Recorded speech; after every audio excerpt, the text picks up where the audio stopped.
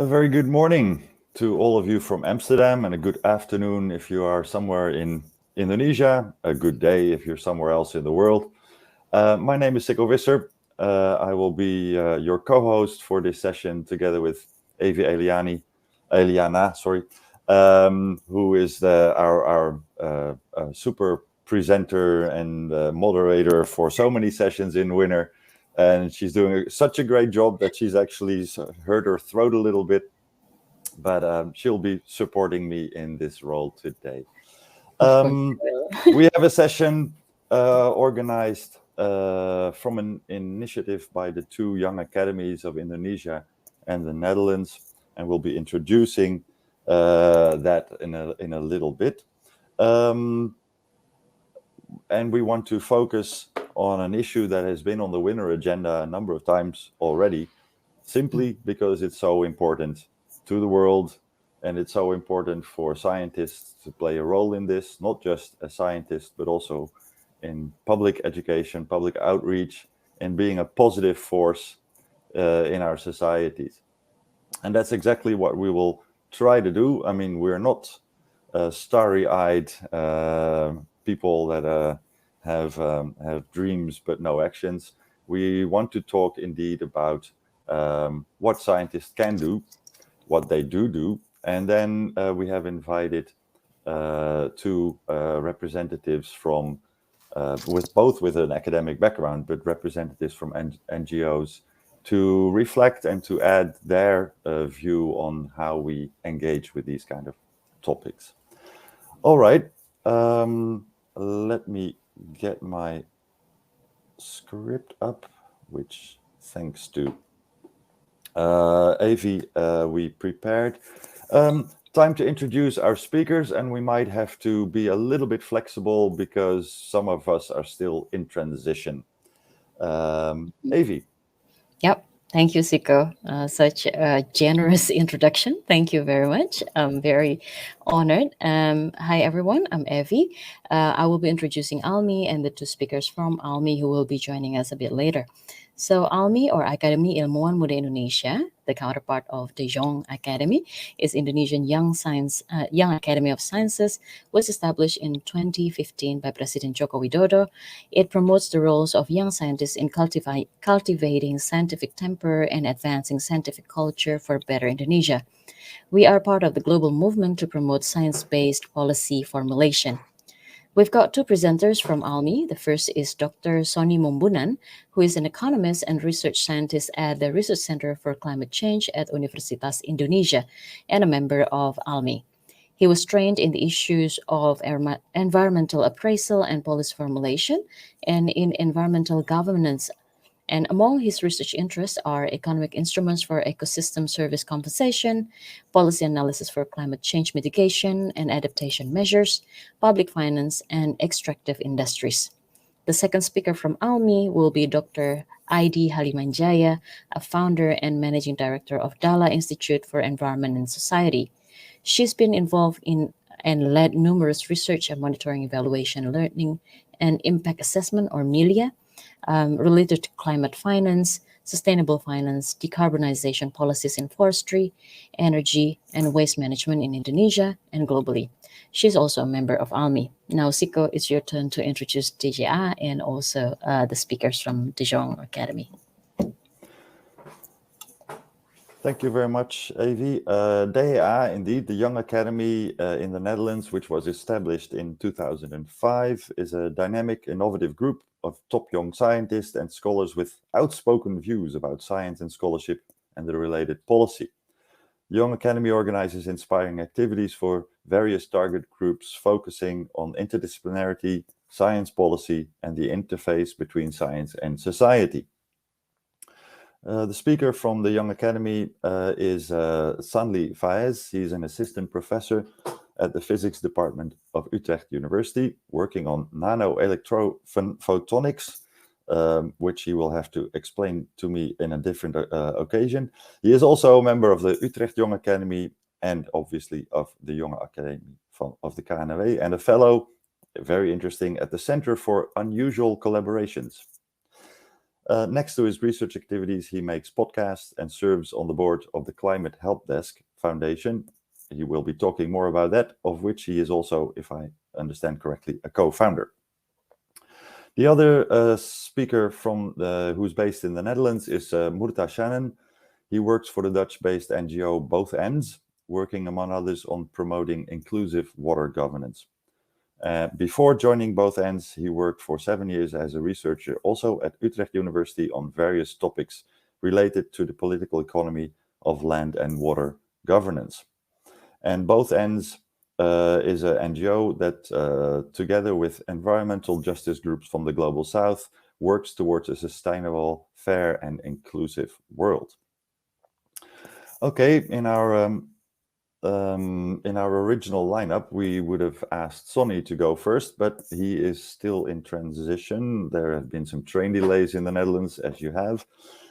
So, Sanli, can we ask you to give your first presentation?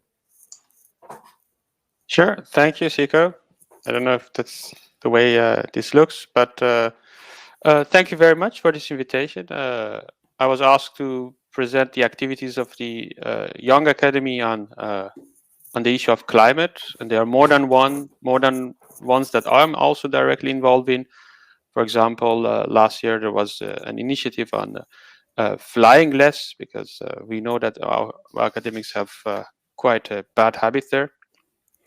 I'm going to present the Climate Help Desk work. And before I start actually presenting what this activity is about, maybe I should tell the story of what is behind it. Maybe a couple of you, or most of you, have remembered 2 years ago, maybe next slide is better, where Greta Thunberg started her protest, the Fridays for Future. And she told the whole world, the whole politicians, and she had a very big audience that listened to the scientists. And I have seen a lot of scientists which were happy that, oh, finally, people started listening to us because of these young protesters.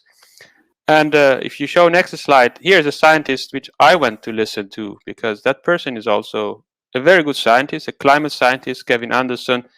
And in one of his presentations 2 years ago with the Oxford Climate Series, he had this slide really caught my attention, that we in academia actually are doing a very great job of understanding climate change, but ourselves are pretty complicit in many ways with what he calls the mitigation denial.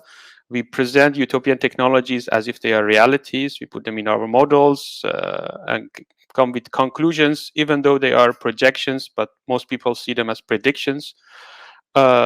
We sometimes give lip service to equity. We support actually quite greenwash status quo. And in our daily practices also, we behave just like everything is normal and there is no climate emergency. So that cannot be very, I would say, indicator of leadership. Although not all the scientists are like that. So next slide shows people that some scientists actually do further than that, go to protest. I would say still they are in a minority. This was again a Fridays for Future called protest in 2019, which has a scientist block, and there was also more and more protests after that.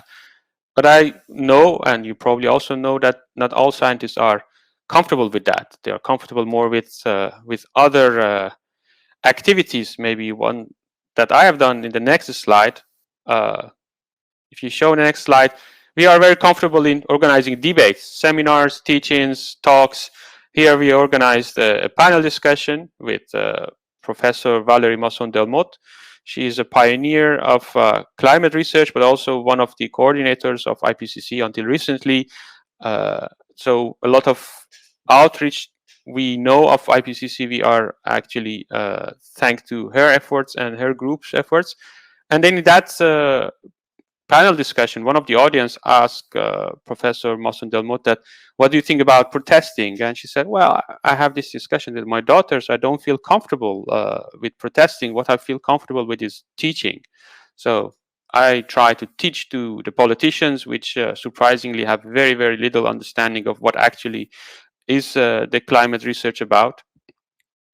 And that brought me to the idea that, okay, so if people are not happy to go to the streets, maybe we should lower the barrier for them to become active in other ways. And that was where the Climate Help Desk came to being. This is in Dutch, this is the slogan, this is a Dutch website, but the Climate Help Desk claims to have answers from scientists to the questions from the public on climate change. And I mean, we started this website, the idea is very simple, just answer questions, like that's why it's called the help desk. But it actually brought a lot of people on board. And if you can see in the next slide, this activity is made possible by a lot of people. A lot of organizations wanted to support us, including the Young Academy and Utrecht Academy, which had the biggest share of the support at the initial stage, but a lot of volunteers, PhDs, master students, but also we have now a network of more than 280 Dutch climate scientists with a very broad definition. And this network, set up by volunteers for volunteers, is actually now the biggest climate science network we know in the Netherlands. I know for a fact because we try to find other ways of getting a directory, and the directories we got were smaller. And these are all, scientific staff members.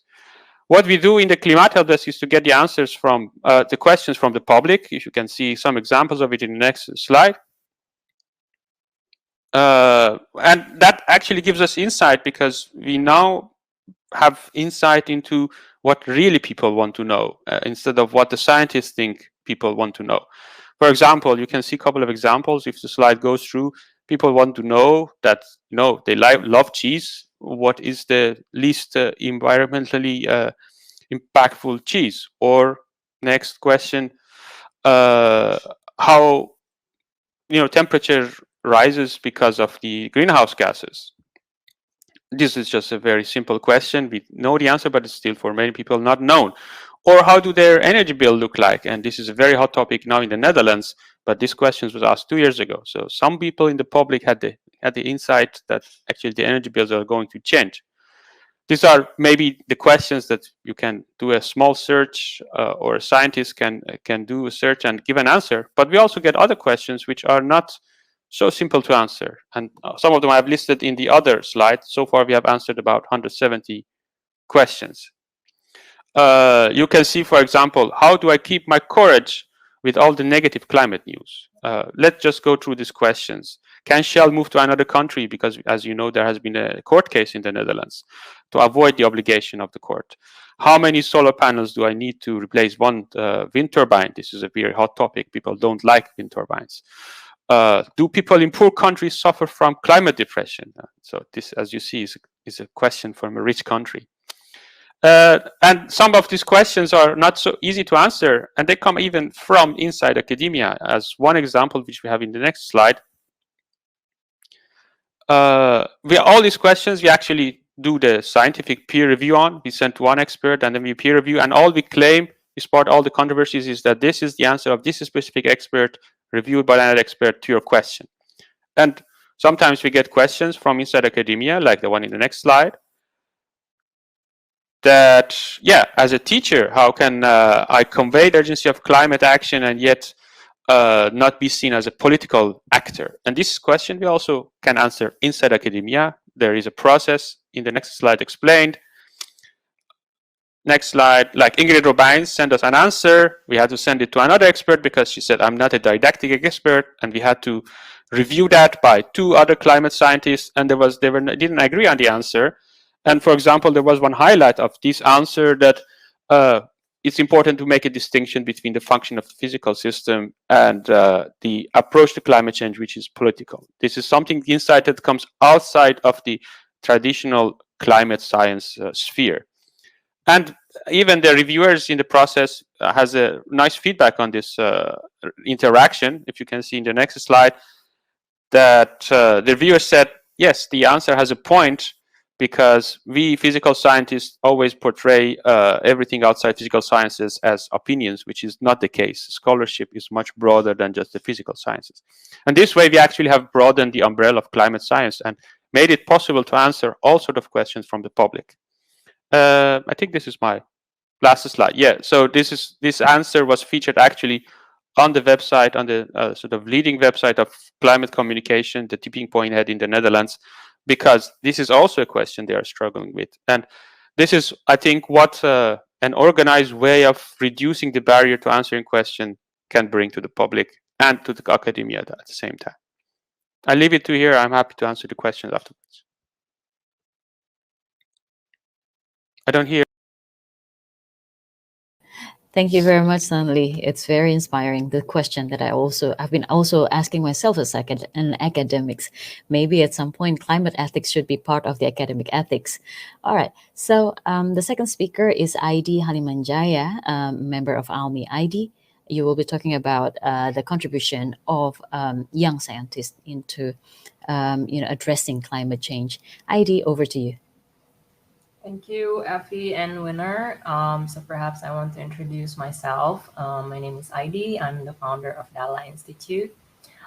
Just a little background. So I started actually quite nicely that I found during climate change, and I start to focus on this issue actually when I started to do research as part of my master degree in Netherlands. So I did my master in Erasmus University Rotterdam back 2010, when I actually focusing on development assistance finance and looking at the trajectory climate change finance, or allocating development assistance start to rise from the beginning of this century actually.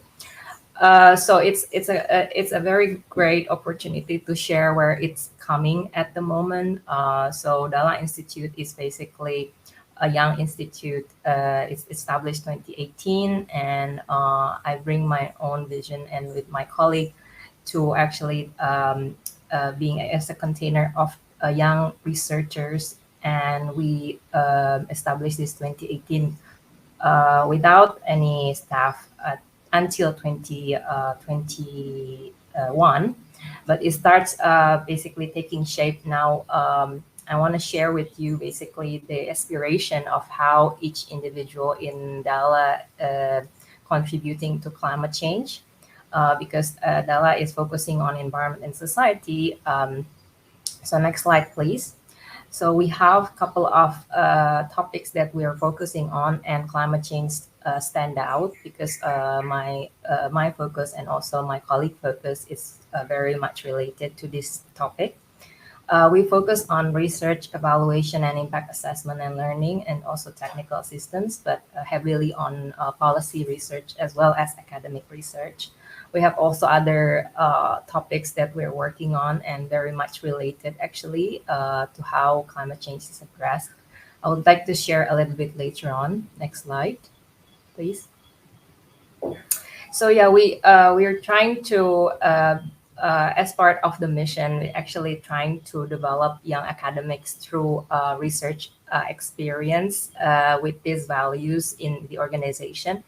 And interestingly, because we are applying 100% work from home policy since 2018, we attract all the staff, mostly women, across Indonesia. And it's quite interesting, actually, opportunity for those who are not being able to work from Jakarta or from big cities to actually still contributing to research and to this topic.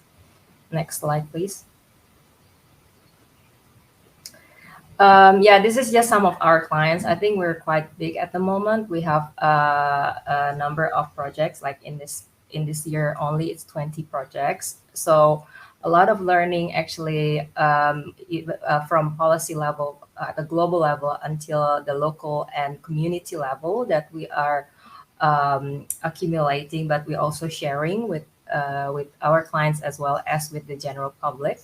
So I would like to just give some stories later on, but next slide, please.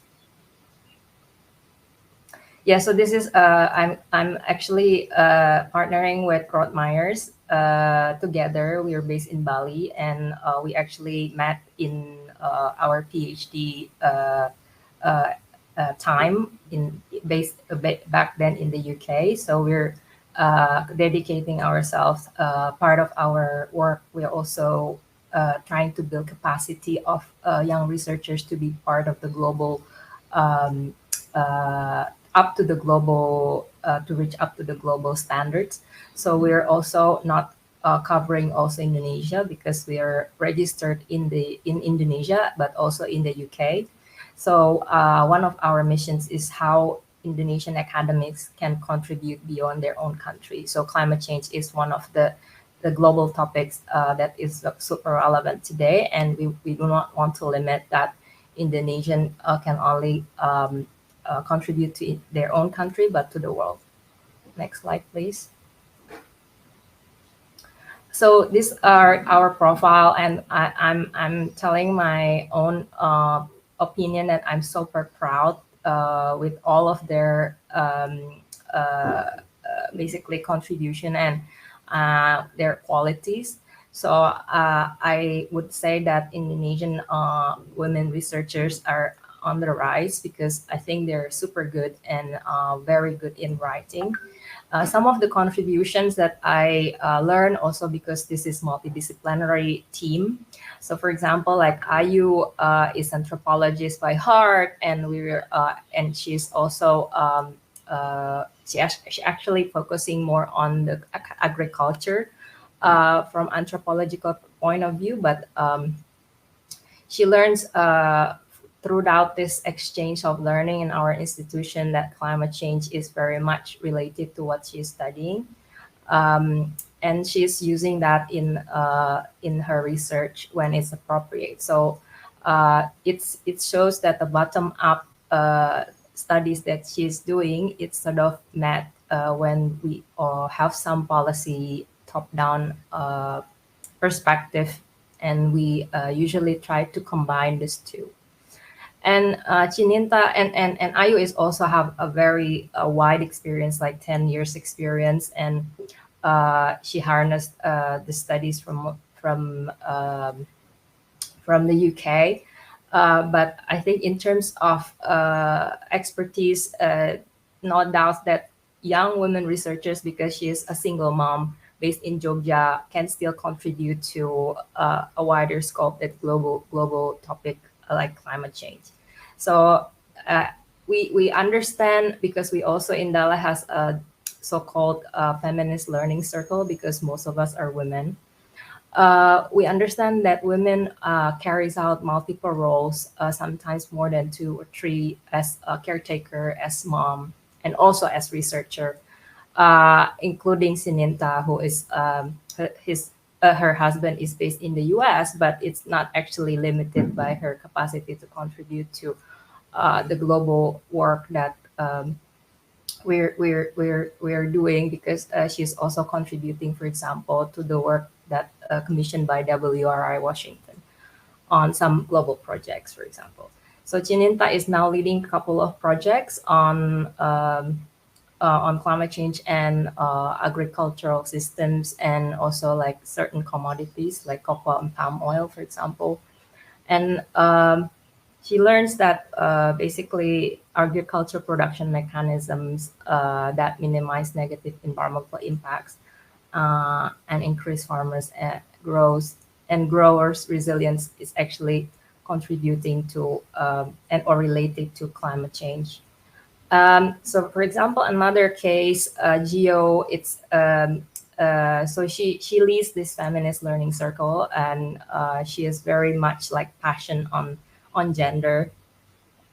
And her research critically examined the root and systemic cause of climate change, and how they impact communities, basically in the remote areas, including indigenous people, and how actually in this process of, say, tackling climate change, certain indigenous communities and marginal communities, which hardly to be heard in this informal, even anthropological research, can be heard. So we're examining, for example, how hard issues like gender or transgender can be also accommodated in our research.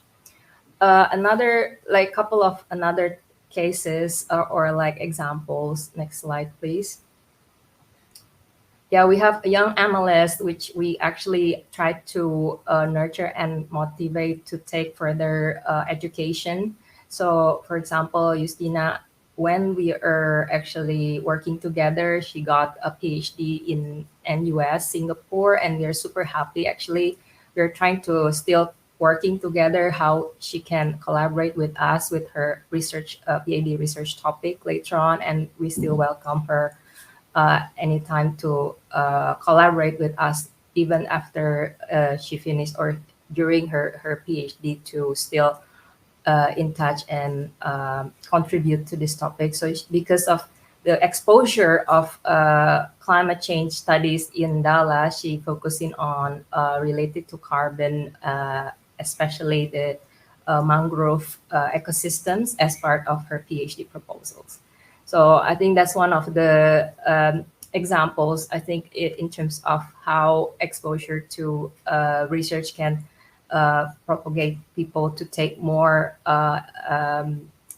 this topic forward and providing solutions to those areas with actually lacking, because mangrove it's such a rich carbon stock and it's still very minimal in terms of solutions provided and funding provided for this kind of nurturing the carbon stocks around the coastal areas, because Indonesia is one of the greatest source of carbon stocks from mangrove. Another is Balgis. Yeah, she works together with me together with Ervita and Natnitia. So there are another two analysts. We are learning how actually climate change related to waste, and she is actually, because of the exposure and also the opportunity, she wants to learn more on how GHG accounting, and we are working on several projects, including counting the GHG emissions or verifying the GHG accounting baseline from the state-owned enterprise in Indonesia based for the program loan funded by the ADB, for example. So I think the contribution is limitless in terms of how research contribute to the topic. Hopefully, I think in terms of understanding the gap, basically is to understand further how the climate change impact the local communities and how communities are more being heard.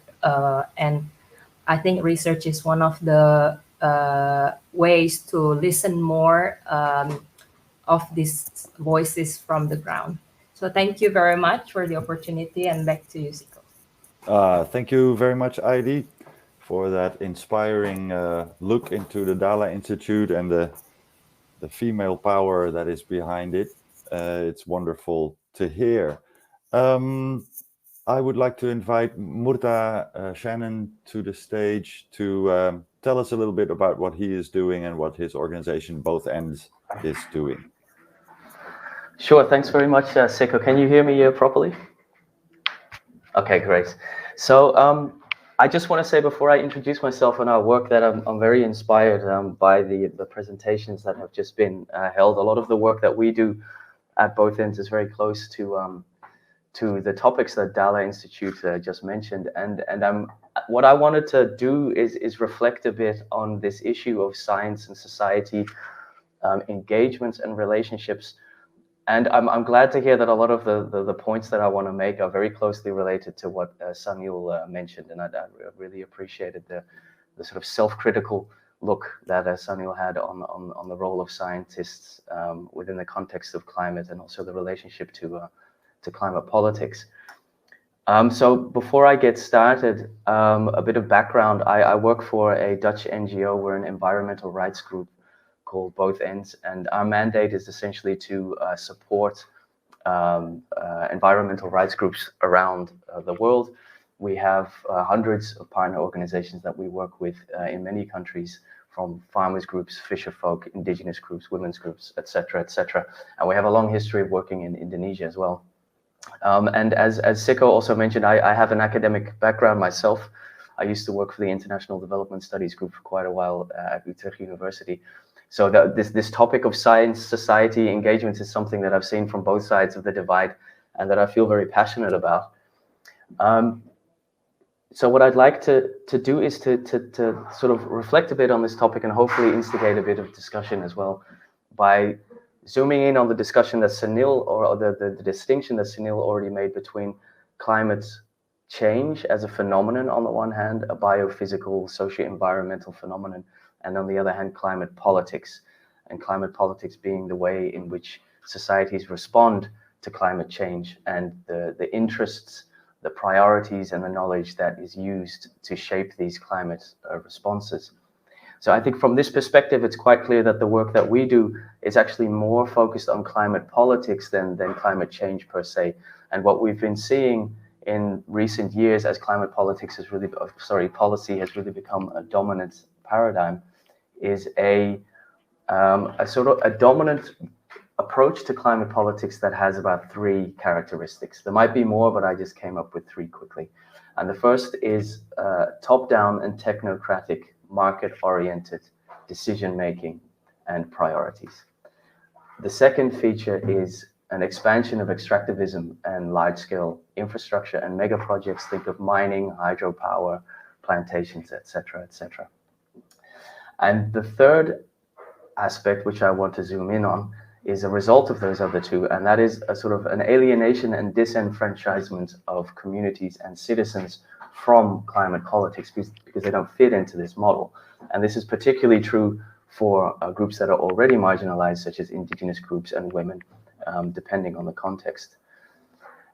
Now, one particularly clear example of this, unfortunately, which seems to be heading this way, is the way in which the new capital city in Indonesia is being approached. That's a project that many of the partner organizations that we work with are following with great concern. Now, the point that I want to make here is that this dominant approach is not only sort of problematic from a justice and a rights perspective, but perhaps even more so, it's problematic when we look at the efficacy and the robustness of climate responses, because by alienating citizens and communities, we're also alienating a huge base, a wealth of knowledge and expertise and practices that exist already at the local level throughout the world. And one thing that has really become clear to me in my current capacity is just how many of these practices and knowledges actually already exist. These can be, decennia old indigenous practices or more recent innovations that have responded as a result of climate change. Yeah, and by excluding these knowledge bases from climate politics, we're also excluding the potential solutions to climate change, essentially, because even though the science on climate change as a phenomenon might be indisputable, I think it's quite clear that we still have a very long way to go when it comes to the types of institutional innovations and knowledge that is necessary to pave the way to more resilient and inclusive societies. So now comes the question of what can science do here? I think that science has obviously a vital role to play, but also a role that's been largely untapped. I think the role of climate science has been somewhat ambiguous when it comes to these types of knowledge bases that already exist around the world. There are some sub-disciplines of social sciences that are focused on citizen initiatives and also indigenous knowledge, but as a whole, there has been limited interest to these types of knowledge and practices that already exist. And as Sunil already mentioned, so there is also a sense of discomfort, I think, among many researchers and scientists to deal with the fact that their research is essentially political. So what I really think is needed here, and what we see with the partnerships and the organizations that we work with, is a rethinking and a really thorough engagement of communities and citizens in research in a different way that has been the common approach so far. That's really focused on meaningful co-production and also the strengthening and empowerment of communities and citizens through collaborations with researchers. So what I'm trying to say here also is that it's not just societies that have to benefit from a better communication about climate change on the side of scientists, but the other way around as well. climate science has a lot to learn and a lot to gain from closer collaboration with citizens and communities. And I just want to point out 3 specific institutional barriers which I think need to be overcome. And there are some examples of researchers already doing this. And the first is that research programs are co-produced from the very beginning with citizens and communities. So the problem statements and the research questions are co-designed based on the needs and interests of the people that research essentially claims to represent. The second issue is research resources, whether it's funding or research tools, need to be made available to communities as well, so that they can really be empowered as active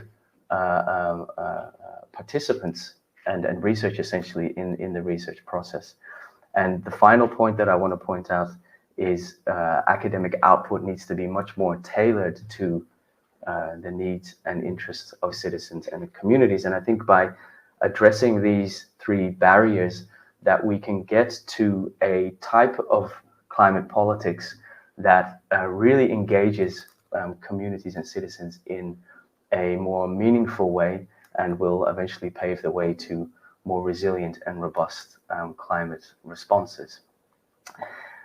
That's my quick reflection on this issue. And please consider this as an open invitation as well to anyone that was sort of triggered by what I said or interested to contribute or to contact me after the presentation.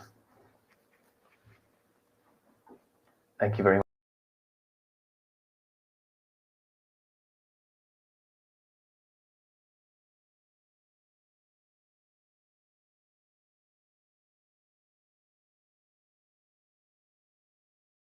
There we go. Thanks, Murta.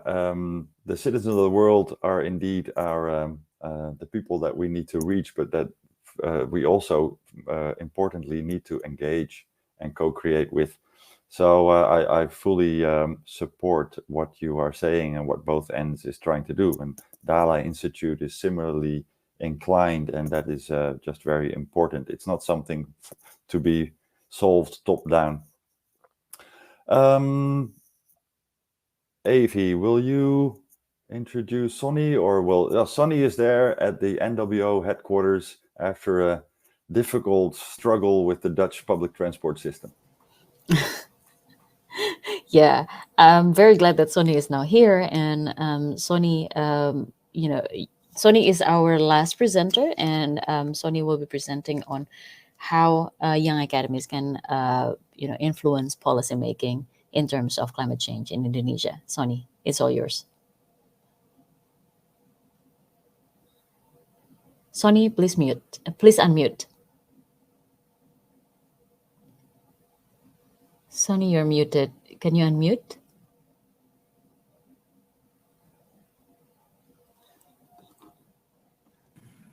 Yeah. Test. Yep. Yeah. You're audible now. Can you see my slides? Not yet. Yep. So yeah, let me. Oh.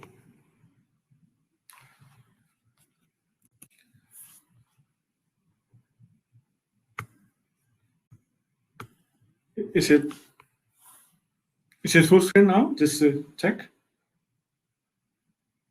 Excuse me. Hello.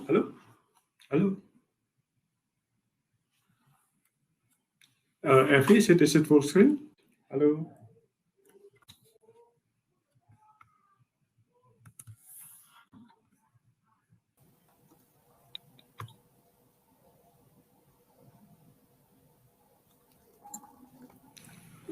Okay, can someone confirm? Is it hello? Sonny, I think you just go with this non-full screen version. Yeah, that's fine. Because solving this now, it might be a little bit too. Yeah. And is this working now, like this? Yeah. Okay. Yeah, it works. That's fine. Thank you, and really sorry for the time issue. I will change a bit with the presentation, and because this is a very good opportunity, and I'll tweak a bit. I call it which data, which experts. So I have 2 stories about nature and climate in Indonesia. The first story is how much money does Indonesia need for tackling climate change? And I'll try to link into issues about which data and which expert. Now, this is from Kompas and Businesscom, so two prominent newspaper in Indonesia. The same ministries in a range of a year have two numbers. That Indonesia needs 6,000 something and 3,000 something billion rupiah. Which one is correct? It can be confusing to some people, but this is the reality that Indonesia is facing at the moment. If you look at this, and we are working on this, we have different, in fact, there are many numbers. If you look at the documents, like Indonesia Low Carbon Development Initiative or LCDI, or the net zero scenario for LCDI, the new one, or the submitted Indonesia nationally determined contribution to the United Nations, or the long-term strategy for low carbon climate resilience. We have different numbers. So which one are we referring to? This may be confusing. But this is what we have at the moment. Different numbers, different evidence, different experts, different ministries, different departments coming up with their numbers. Public may be confused with this. So that's the first story. Now, the second story is related to this question. Does endangered species population decrease or increase in Indonesia? This is a popular article published by Science magazine.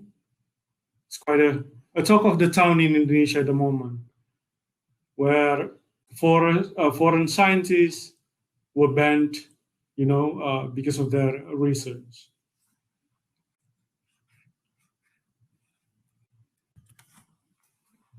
The case was related to orangutan species. Now, I put the contrast here in the slide. You see two groups of scientists, one saying decreasing orangutan population, the other group of scientists saying increasing. I deliberately put some, adjectives here, Dutch and foreign scientists, and then Indonesian scientists, because it seems this to be emerging as a backdrop, during the discussion, which is unfortunate.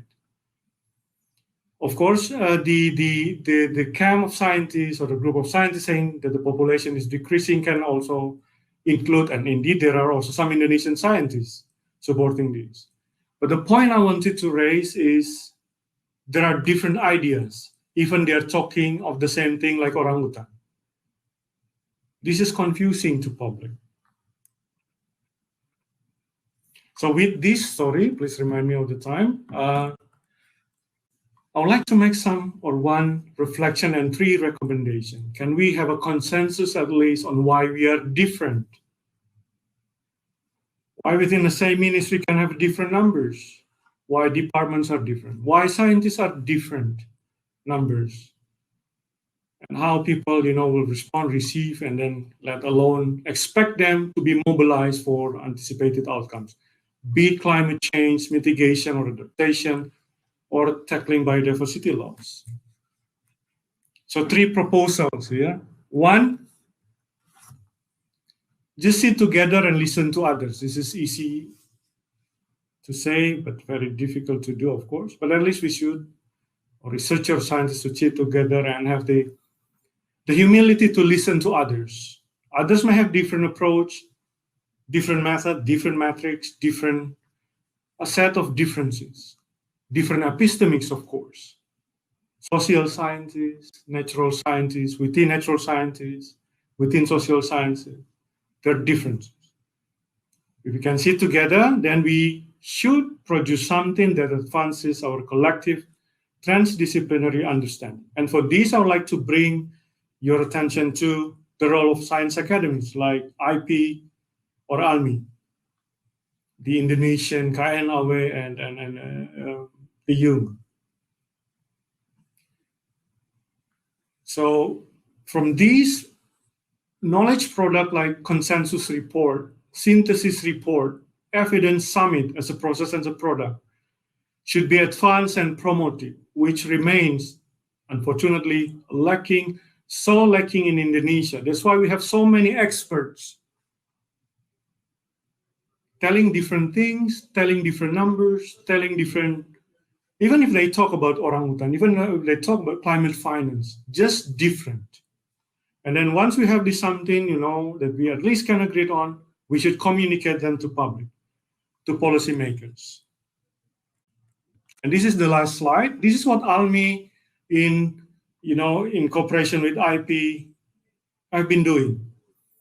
We have the Science for Indonesian Biodiversity. It's a long process involving different researchers and scientists from social science, from natural sciences. The reviews are also, for these, are also taking quite some time. We have evidence summit for reducing maternal and neonatal mortality in Indonesia, a huge, very engaged process. These are still rare, but we have it. We started, but we have to admit it's not enough. That's why we have these issues like the two stories I previously mentioned. ALMI also organizing a synthesis paper to try to combine COVID-19 pandemics and forest fire in Indonesia to see possibilities of double burden. So we are synthesizing existing evidence for this. So these are what at least ALMI and IP can contribute. But again, the appeal is these are still, lacking. We need to do that.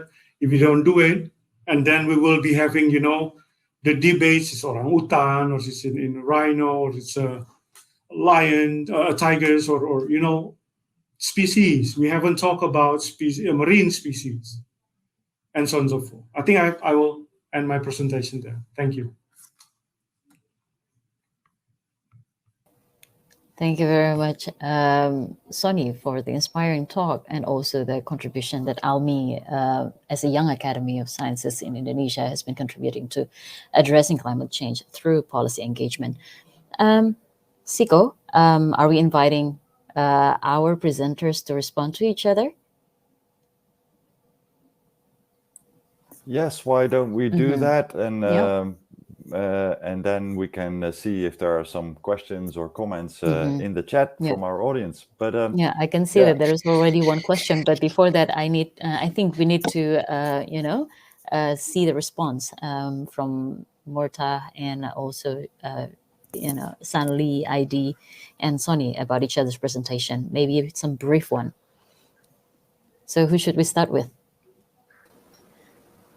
I can start. Yeah, sure. Shoot. Thanks very much for this opportunity. I'm very curious to ask Sunli how he how to sort of reflect a bit more on how he sees the relationship between climate scientists and citizens. Ideally, like what is a necessary type of relationship, and also how do climate scientists relate to the political implications of their work, and or how do you think they should relate to the political implications of their work? Maybe this is not only about Sanli, but also about others as well. Absolutely. Sanli addressed it explicitly, but I guess the others could definitely add to that. Okay, Sanli, do you want to respond to Morta? Yeah, I think it was mentioned already. I think as scientists, we should admit to the reality of the living we have, that we are also living on the same planet which we study, and we are part of it, and everything we do is political. So I'm more and more skeptical of this notion of impartial scientists, or the view from nowhere balanced, and this we haven't done ourselves the service to make this vague, unnecessary line between activism and doing science, because these are basically the same thing. If you just communicate your science, you are active. But even if you also choose your topic of science, you are actively pursuing a certain viewpoint.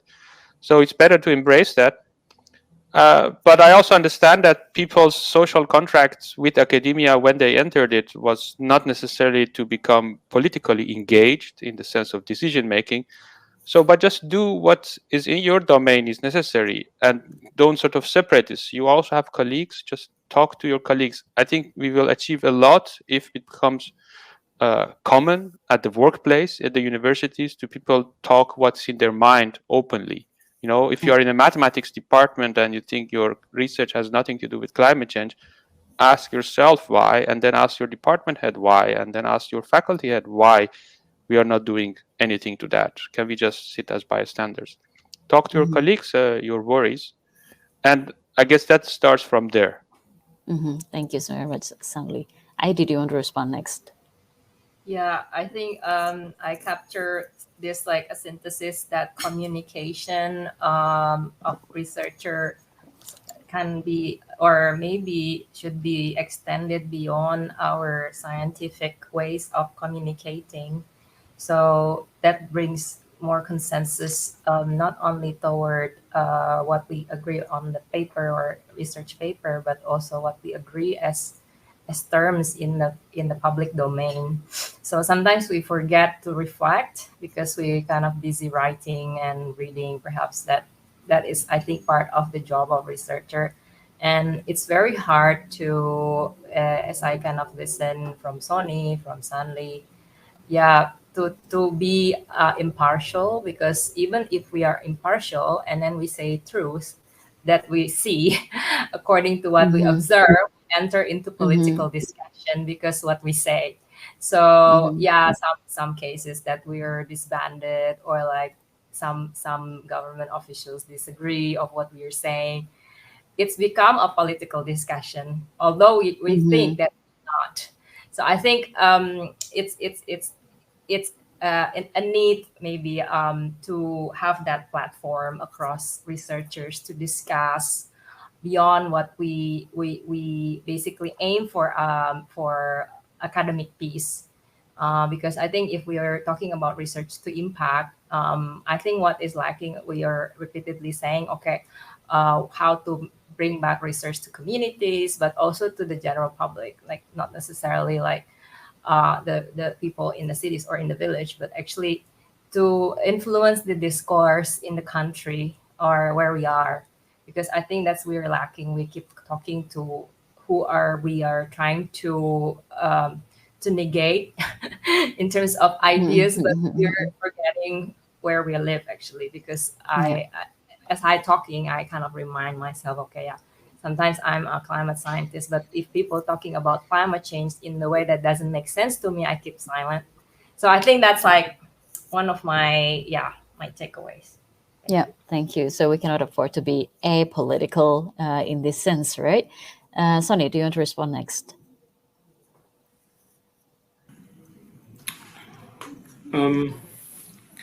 Yeah, maybe short. And I have my bias here. I used to work for the president's office of the two presidents, the existing one and the previous one. And I think the science and policy interface is somewhat different and often imagined even by scientists. I think it's going beyond just taking side or no, because as I mentioned, with the two stories, these are data and evidence talking about populations of species or climate finance. I mean, even among scientists, among those climate scientists, there are differences. You know, I think we need a consensus, and this is a deliberative process and involvement, engagement that one has to really try to think and make it a reality. And given the IPCC IP-based report, the scale of time, the urgency of time, and the scale of biodiversity and climate change, biodiversity loss, and so we do not really have the luxury to be discussing it as something cursory. But I think we really need to be more active. And I mentioned explicitly the role of academies, science academies, ALMI, IP, KNAW, or the young Indies. But again, I think it's a bit more than just political or less political or taking sides. Even we think, there are differences. Siko knows well how, I believe others too, even bringing social scientists and natural scientists, or economists, the Keynesian and the Marxists and then the neoclassic, is already a challenge in itself or in themselves. But society doesn't really wait for that, and simple messages, and the reason why Trump won, and we'll see what happens in Italy and probably some other place. We don't know with Indonesia it's coming, but at least messages can be or should be very, very simple, very, at least not debating, because society looking at scientists debate, they get confused. Mm-hmm. I'm not opposing debate, Mm-hmm. Of course, don't take me wrong. Yeah, that's interesting, Sonny. That scientists could be more honest and transparent about their differences, and I think maybe putting that out there and discussing it not in an antagonistic way with people that you disagree with, but in a constructive way, would also already be a big step. So maybe the consensus reports that you aspire to, which I think is very commendable, that is the next step then. A question from the audience, if I may. We have a couple more minutes, and thanks. It's good to know that we have an audience. This is from Liederwijde Bergmoes, addressed to Murta, but I think it's pertinent to the discussion we just had. What do you feel could be a reason why there is limited interest in using knowledge as a base for policy? And then that is the broad question that is particular for Indonesia in light of your example, Murta, of the new capital. But I think it is a pertinent question to all of our panelists. Shall I respond? Well, okay. So first of all, thanks very much for the question. And I think so. What I was referring to was not knowledge per se, but more knowledge that is often not considered to be scientific or expert. And I refer to the example of Indonesia, but this is not particular to Indonesia at all. This is just as relevant to the Netherlands, and I think that has to do with the fact that we still tend to have quite a narrow definition of what we consider to be experts and expertise, and often when it comes to the political side of climate responses, that tends to be more technical and technocratic on the one hand, and on the other hand more market oriented. These are sort of implicit priorities of the ways in which climate is responded to, and especially when it comes to things like indigenous knowledge, that we still have the tendency to see this as unmodern or backward or whatnot, as opposed to something that can really be learned to. So what I'm essentially arguing for is to make this knowledge that isn't yet considered to be scientific, to make it scientific by becoming more of a focus of scientific research, because that's essentially what determines what is and isn't scientific. That's the things that have been subjected to rigorous scientific research and not.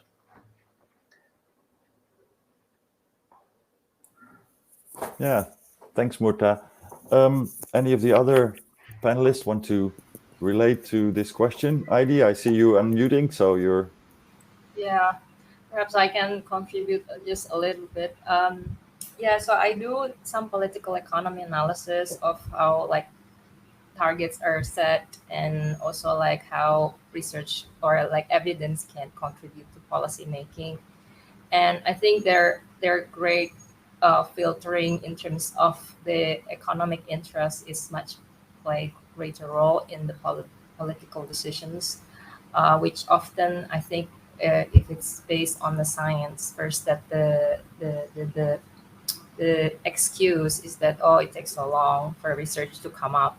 Secondly, that the result, if we openly say, or the government say openly, we want to rely this on research, that might not fall into or align with their political decision or their political and economic interest.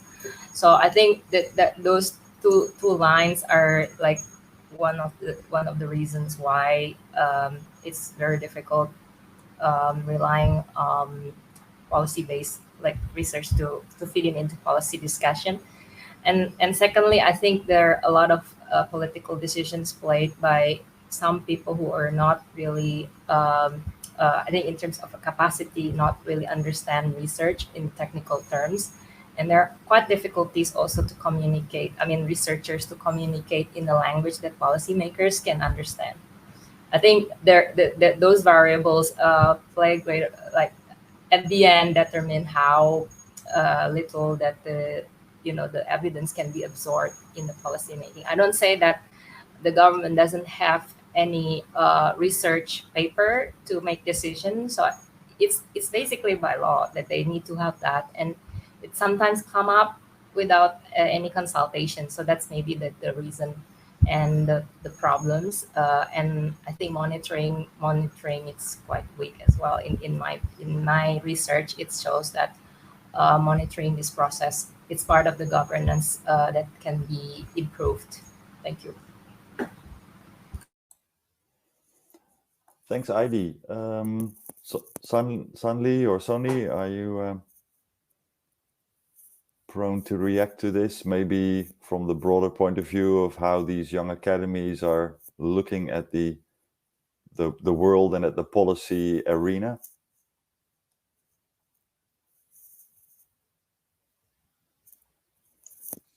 Sandeep probably want to. Go ahead, Sonny, if you want to start. Just to the question why there is a limited interest. I have somewhat a different take on these, because, and it quite relates to what I have presented. It's not that there's limited interest on knowledge. There are knowledge there, but then the question, whose knowledge? Just for illustration, the climate models in Indonesia, we have two ministries, the planning one and the environment one, have two different models. Which one are we referring to? They mobilize their own, works on this. I mean, the need are there, the interests are there, but then just two different things. So Indonesia now have two different numbers and ideas about it, to be very honest. I'm writing a paper on this and elaborate a lot on this. But again, going back, it's not so much on the list of interest. I think we need to shift the discussion a bit further. What happens when there are more than one interest and one knowledge? That's become, what more or less what I see happening in Indonesia. So yeah. Yeah, I mean, if I want to react, I would say academia is very much busy with itself. Like the institutes that you are mentioning, also they are pretty much easy with itself.